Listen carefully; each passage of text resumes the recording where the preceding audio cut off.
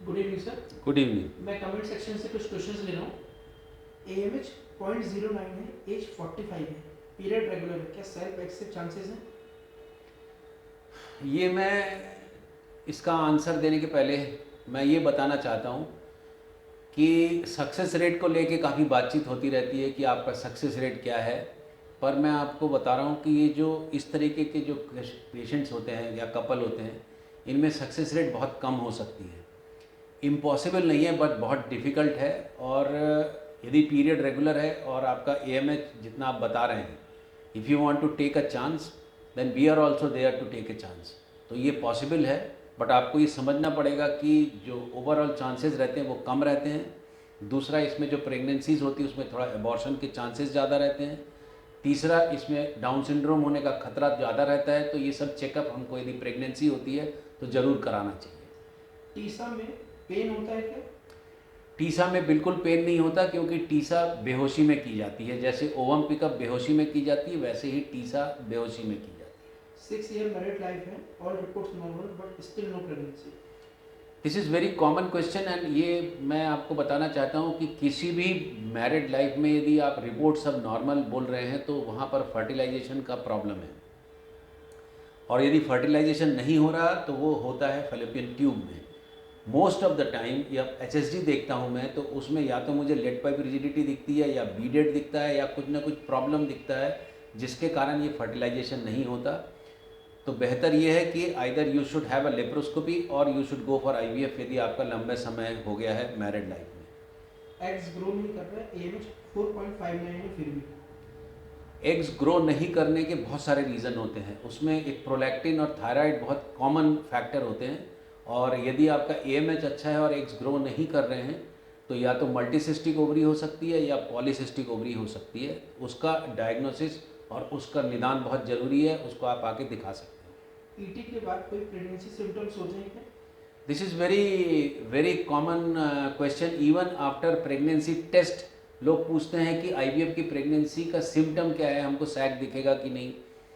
But ET करने के बाद till you do a pregnancy test, जब तक आप प्रेगनेंसी टेस्ट नहीं कर रहे हैं, ऐसा प्रेगनेंसी के कोई भी इंडिकेटर नहीं होते। उनको लेके बहुत ज़्यादा परेशान नहीं होना चाहिए और आपको रिलैक्स रहना चाहिए।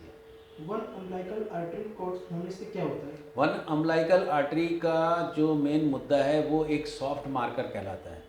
सॉफ्ट मार्कर का मतलब होता है कि जो गर्भस्थ शिशु है, जो फीटस है, जो बेबी इन द वूम है, उसमें डाउन सिंड्रोम या कोई एन्यूप्लॉइडी या क्रोमोसोमल डिफेक्ट हो सकता है। बट केवल isolated umbilical single umbilical artery से बहुत ज़्यादा परेशान नहीं होते। मैं पर्सनली जब भी इसी तरह किसी तरह का भी कोई सॉफ्ट मार्कर दिखता है तो मैं एक एमनियोसेंटेसिस ज़रूर एडवाइस करता हूँ, क्योंकि जो कपल है उसको एक बहुत बड़ी चिंता होती है कि उसका बच्चा ठीक है कि नहीं। इवन सब कुछ अल्ट्रासाउंड में दिखने के बाद भी ये प्रॉब्लम हो सकती है। तो एक मेरे तरफ से जो मैं एडवाइस देता हूँ that is amniocentesis for fibro आपका common aneuploidy and microarray. वीर में पतला है, कोई दवा बताइए। This is very vague question. वीर पतला है या गाढ़ा है उसको आप कैसे जज कर सकते हो? वीर में यदि शुक्राणु हैं, वीर में यदि आपका स्पर्म्स हैं क्वांटिटी एंड क्वालिटी में, तो वो गाढ़ा पतला होने से कोई प्रॉब्लम नहीं है। बट यदि आपको ऐसा लगता है तो आप एंड्रोलॉजिकल इवैल्यूएशन करा सकते हैं। मुझे PCOD है और हस्बैंड को एजोस्पर्मिया, ऐसी कंडीशन में क्या बेस्ट होगा? सबसे इम्पॉर्टेंट बात कि जो यदि आपको PCOD है तो आपका एग्स नहीं निकल रहे हैं। दूसरा, यदि हस्बैंड को एजोस्पर्मिया है तो उसका डायग्नोसिस बहुत ज़रूरी है कि वो ऑब्स्ट्रक्टिव है कि नॉन ऑब्स्ट्रक्टिव है। क्योंकि यदि टेस्टिकुलर फेलियर है नॉन ऑब्स्ट्रक्टिव में तो टीसा में स्पर्म निकलने का चांस बहुत कम है। बट आप एक दो वीडियो मेरे देखे होंगे, उसमें एजोस्पर्मिया में भी, जिसमें नील स्पर्म या ज़ीरो स्पर्म है सीमेन में, टेस्टिस में से स्पर्म निकाल के हम IVF कर सकते हैं। और ऐसे केस जिसमें PCOD और एजोस्पर्मिया हो, IVF करा लेना चाहिए विद टीसा इक्सी। गर्भाशय की टीबी में क्या IVF हो सकता है? गर्भाशय का टीबी यदि है तो पहले आपको एंटी ट्यूबरकुलर दवाई लेना चाहिए। और यदि आप एंटी ट्यूबरकुलर दवाई लेने के बाद आपका गर्भाशय की लाइनिंग अच्छी है एंडोमेट्रियम की, तो डेफिनेटली IVF कर सकते हैं।